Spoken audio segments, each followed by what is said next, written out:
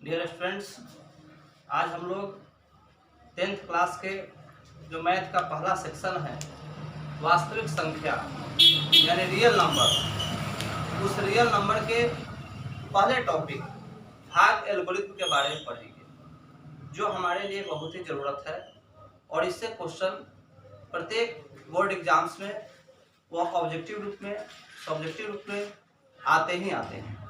तो आइए हम सभी चलते हैं वास्तविक संख्या की ओर।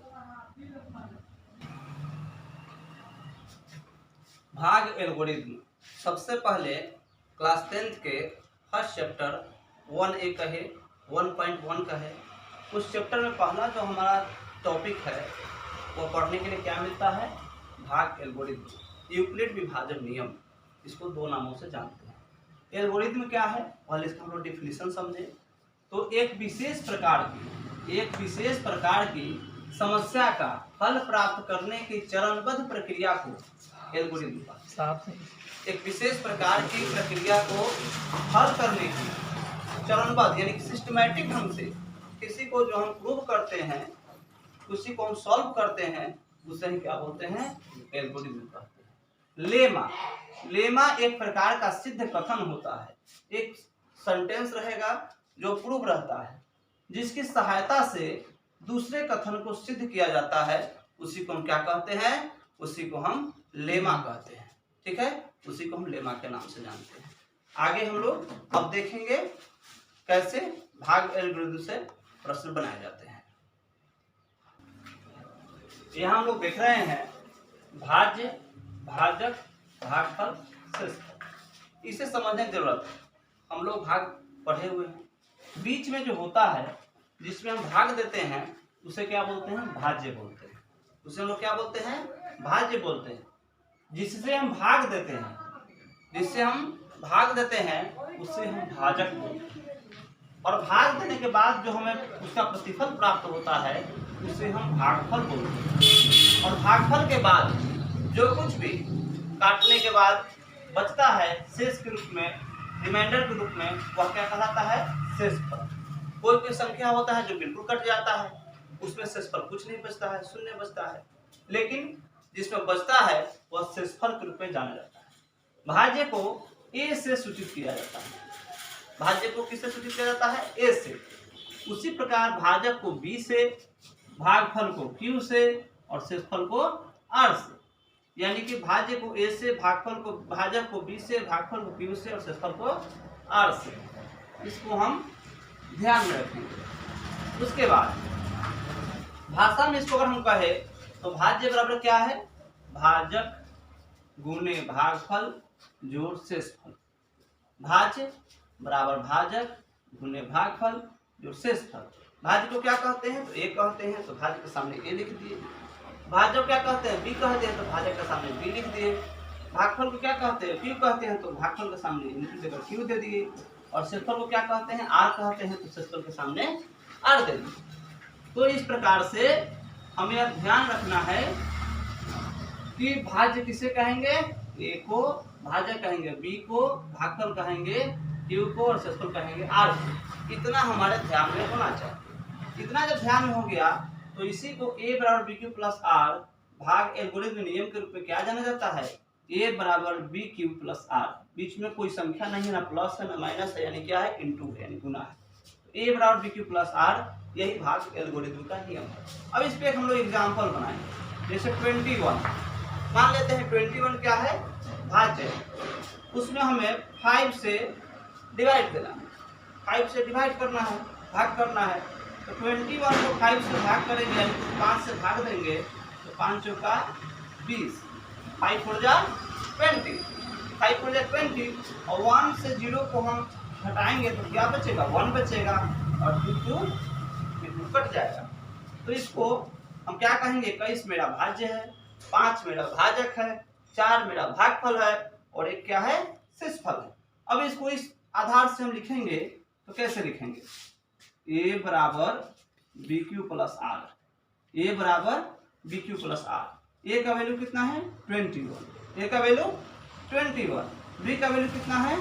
5। क्यू का वैल्यू कितना है? 4 और आर का वैल्यू कितना है? 1। अब आया कैसे? इसको हम बना के देखेंगे। बनाएंगे कैसे, सो देखिए 21 और 21 है, कितना से देना है, 5 से देना है। तो 21 को 5 से, 21 को 5 से भाग देंगे तो 5 चौके 20, 5 चौके 20, क्योंकि 50 25 तो फिर ज्यादा हो जाएगा, हमें तो बराबर या भाग का नियम है, बराबर लगता है, छोटा लगता है। तो 5 चौके 20, तो 21 से 20 घटे कितना बचेगा, 1 बचेगा, उसको 8 शेष के रूप में लिख लेंगे। तो यहाँ पर ये आपका भाग एल्गोरिथम हो गया। ठीक है, इसी तरह से पूछता है किसी किसी संख्या में कि बी और क्यू निकाले, उसको हम लोग फिर देखते हैं। यहाँ हम लोग देखेंगे भाग एल्गोरिथम के प्रयोग से मौसा ज्ञात करना। एक मौसा हम लोग भाग विधि से बनाते हैं और आज हम लोग पढ़ेंगे भाग एल्गोरिथम विधि से। भाग विधि से तो हम लोग बनाते आए हैं, लेकिन आपके जो सिलेबस में जो क्वेश्चंस हैं 10th क्लास के फर्स्ट चैप्टर में, वो इसी विधि से बनाना है। तो आपके सामने क्वेश्चन रहेगा 135 और 225, यह क्वेश्चन है। अब इसमें हमें सबसे पहले क्या लिखना है, a बराबर बी क्यू प्लस आर, ये आप लिख दीजिए, क्लियर हो जाता है कि हम किस विधि से बनाने जा रहे हैं। उसके बाद देखना है कि 135 और 225, 135 और 225 इन दोनों में बड़ा कौन है, तो बड़ा कौन है, 225 बड़ा है।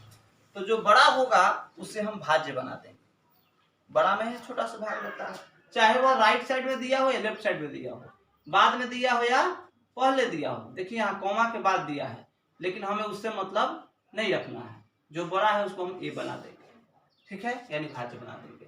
जो छोटा होगा उससे हम बी बना देंगे, यानी भाजक बना देंगे। ठीक है, तो 225 को 135 से भाग देंगे तो 135 में एक बार गुना करेंगे, 135 से कम 135, और शेष कितना बचेगा, 90, उसे यहाँ लिख देंगे। जैसे 225 में 135 से भाग देंगे, 135 से कम 135, तो कितना बचता है, भागफल कितना है 1, तो गुने 1, कितना लिख दिए, गुने 1, और शेषफल कितना बचा 90, तो प्लस देकर 90 कर दिए।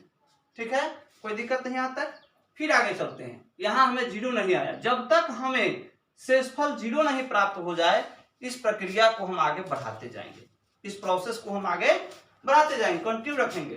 तो जब तक 0 नहीं आ जाए, तो 0 तो आया नहीं, आगे हमारे 90, तो फिर क्या करेंगे, फिर अगले चरण में इसका जो b होता है यानी जो भाजक होता है, यहाँ पर भाज्य बन जाता है। तो 135 को देखिए हम खींच के यहाँ लाए हैं, 135 यहाँ पर a बन गया, और 90 शेषफल जो होता है वह यहाँ पर आके भाज्य बन जाता है, भाजक बनता है, भाग देने वाला बन जाता है।